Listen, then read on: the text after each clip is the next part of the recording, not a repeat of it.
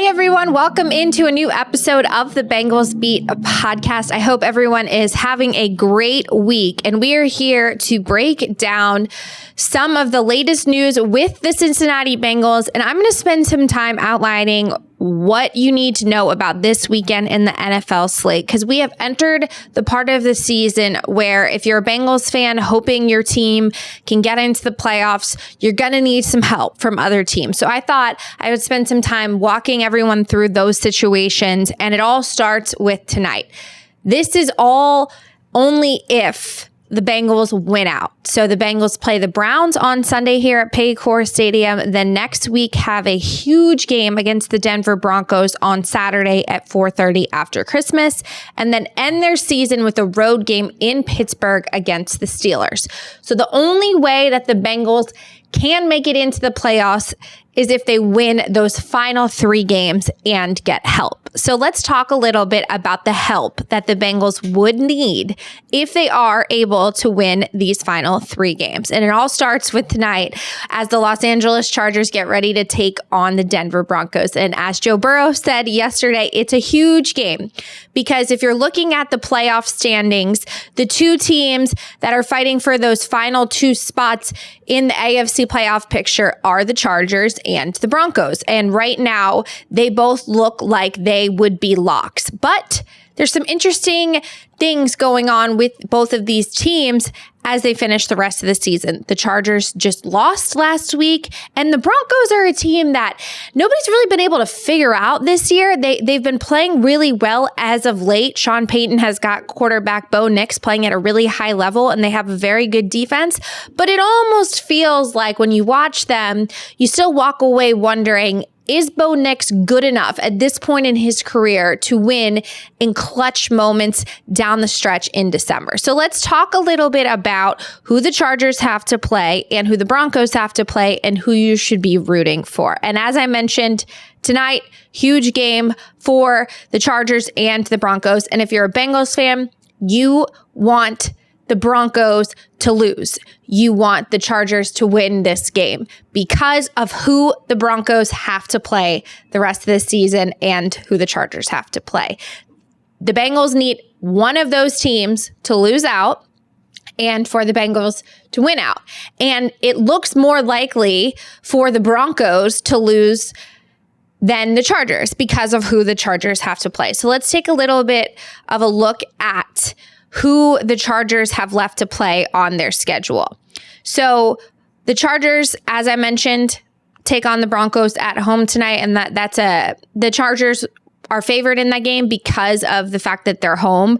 And the Thursday night, the home team usually has the bigger advantage because they don't have to travel. They have more time to game plan. So that's why the Chargers would be favored in this game.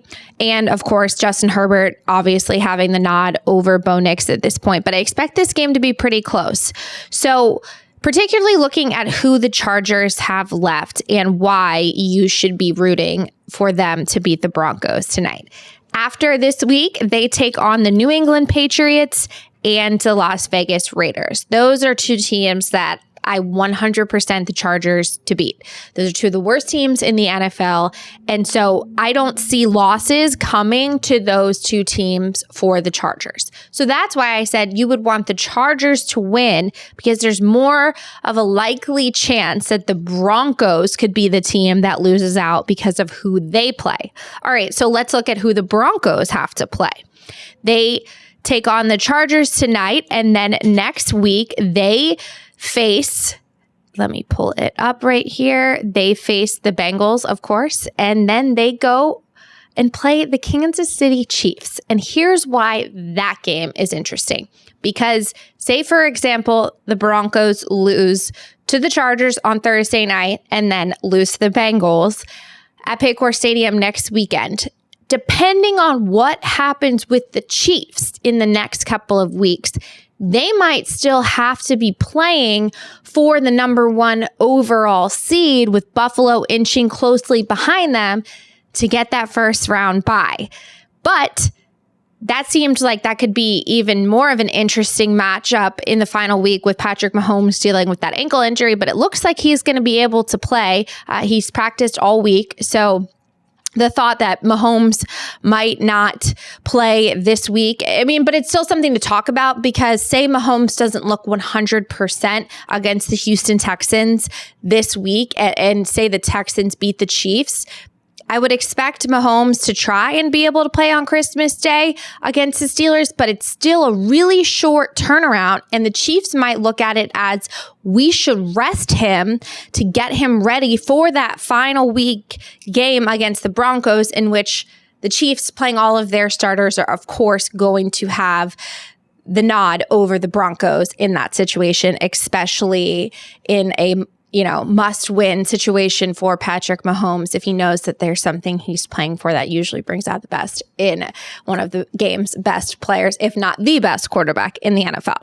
So that's a little bit about the situation between the Chargers and the Broncos and why you should be focused on tonight's game and really be keyed in on the Denver Broncos. That's the team to really keep your eye on, because if there's a likely path for the Bengals to get into the playoffs, it's Denver losing out. So if you're a Bengals fan watching Thursday night game like we all like to do, you are cheering for the Chargers, because if they can beat the Broncos, who knows what can happen. And with a rookie quarterback, you just don't know if you can trust him down the stretch.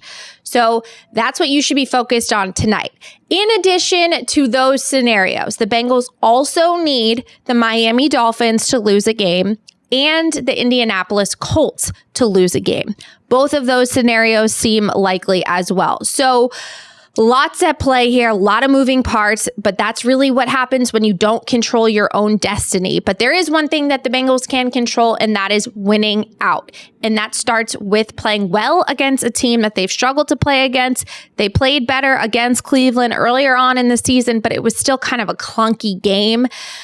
The Browns will be starting DTR as they now are on their third string quarterback to start. Deshaun Watson is out for the season. Jameis Winston is headed to the bench. So DTR will be starting for the Browns. So this is a game that the Bengals should win. It's also at home. And the Bengals need to continue to take care of business against teams that they're better than at home. And then if they can win again Sunday, which they cannot overlook this Browns team, because although the Browns haven't really had a good season, they still have good players. So, and as I mentioned, the Bengals have struggled against the Browns a lot. So this is not a game that the Bengals can overlook, but if they are able to win, then these next 2 weeks, especially if the Broncos lose tonight, get really interesting. And that Saturday game, the 4:30 start after Christmas against Denver Broncos, might be one of the best games in the league just because of what both teams have to play for. So that's just some thoughts on the playoff landscape and these Bengals. As far as some injury updates, the Bengals are still likely going to be without Orlando Brown Jr.